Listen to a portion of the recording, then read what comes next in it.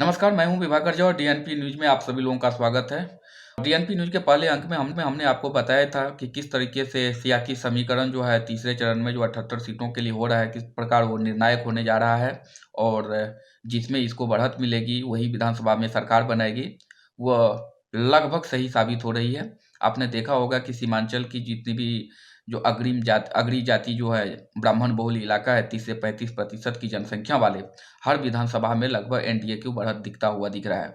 उसी प्रकार अगर कोसी का इलाका देखें, यादव बहुल है, लेकिन वहाँ पे पप्पू यादव ओवैसी की पार्टी की खड़ी हो जाने से जो ध्रुवीकरण हुआ है, वोट कटुआ की स्थिति पैदा हुई है एक वोट कटुए की वजह से, उसका भी फायदा बीजेपी एनडीए को मिल रहा है। वहाँ जेडीयू भी काफ़ी अच्छा परफॉर्मेंस दे रही है। इस प्रकार अगर सीमांचल की बात करें तो सीमांचल भी मुस्लिम बहुल इलाका है और वहाँ उम्मीद जता रही थी कि इन सारे क्षेत्रों में जो एमवाई समीकरण फैक्टर है, वहाँ भी ये महागठबंधन अच्छा करेगी और क्लीन स्वीप किए जाने से उनकी स्थिति मजबूत दिख रही है। पर जब जो प्रारंभिक रुझान अभी 10 चरण तक लगभग मतगणना हर एक बूथों पे आ रही है, जो सूचनाएं आ रही है, लेकिन उसमें ऐसा कुछ क्लीन स्वीप वाली स्थिति दिख नहीं रही है और जो भी नतीजे सामने आए उसमें एनडीए को अभी साफ बढ़त दिख रहा है। पर सवाल यह है कि जो सियासी समीकरण है जिसकी वो दावा किया जा रहा था, जो स्थानीय मुद्दों को जिस प्रकार उन्होंने उठाया था, रोजगार की बात की थी, सामाजिक न्याय के साथ विकास की बात कर रहे थे आरजेडी के लोग, वो उसका प्रभाव उस इलाके में उतना दिखा नहीं। तो उसका सबसे बड़ा कारण है कि जितने भी एग्जिट पोल हुए और अग्रिम भविष्यवाणी की गई थी आरजेडी के पक्ष में, तो वो प्रभाव दिख नहीं रहा है। उसकी वजह ये है कि उन्होंने अपने किसी भी एग्जिट पोल में पप्पू यादव हो, ओवैसी हो, एलजेपी हो, इसके प्रभाव को उन्होंने स्वीकार नहीं किया था कि इनके प्रभाव से किस विधानसभा में कितना असर करेगा। हालांकि ये लोग ये बात जरूर बता रहे थे कि एलजेपी के आ जाने से जेडीयू को नुकसान हो सकता है, पर ये बात ये लोग नहीं बता सके कि ओवैसी और पप्पू यादव के आने से सीमांचल और कोसी के क्षेत्र जो मुस्लिम यादव एमओएस समीकरण का एक गढ़ हुआ करता है, वहाँ पे महागठबंधन को कितना नुकसान होगा। अगर इन क्षेत्रों में महागठबंधन को नुकसान होता है, तो महागठबंधन फिर सरकार कैसे बनाएगी? क्योंकि उसके बाद अगड़ी जाति वाले मिथिलांचल और पश्चिमी चंपारण, पूर्वी चंपारण का हिस्सा मैंने बताया था, जो यादव, भूमियार और राजपूत बहुल इलाका है। मुस्लिमों की भी अच्छी खासी संख्या है इन बूथों पे, लेकिन भूमियार और राजपूत की संख्या जो है निर्णायक होते हैं और यही विधानसभा की जीत हार का फैसला करते हैं।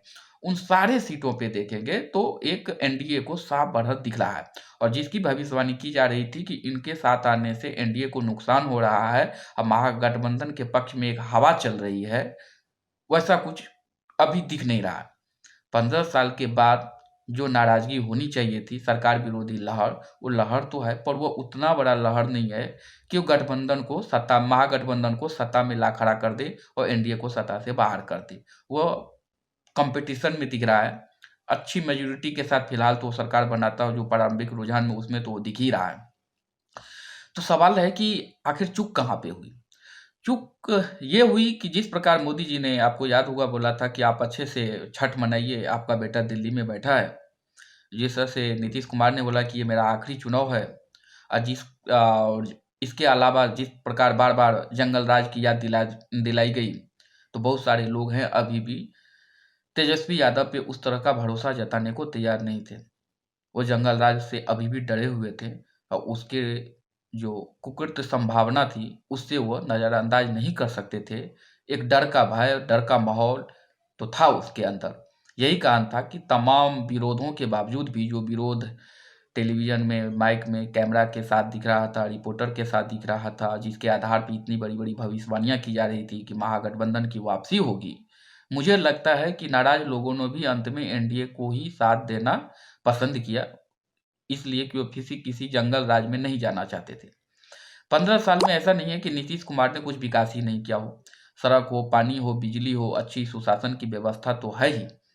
लेकिन हर एक चीज़ जो देश और राज्य के विकास में 10 साल, 15 साल का एक जो करियर होता है, वो बहुत छोटा-सा करियर होता है और विकास के सारे आयामों को इन कम समयों में छुआ नहीं जा सकता है।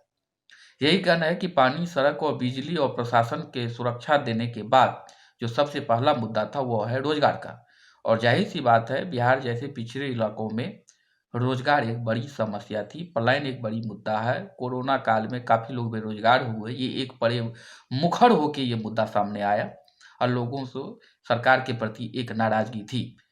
और इसी नाराजगी को लोगों ने समझा कि शायद ये परिवर्तन का समय है, महागठबंधन और कांग्रेस की वापसी का समय है। लेकिन जो भी निर्णय अभी दिखने को मिल रहा है प्रारंभिक चरण में, ये उन भविष्यवाणियों के ठीक विपरीत है। तो अभी के लिए डीएनपी न्यूज इतना ही, और जैसे ही मतगणना खत्म होगी और जो स्पष्ट जनादेश मिलेगा, उसके साथ फिर से हम आपके सामने रूबरू होंगे। नमस्कार।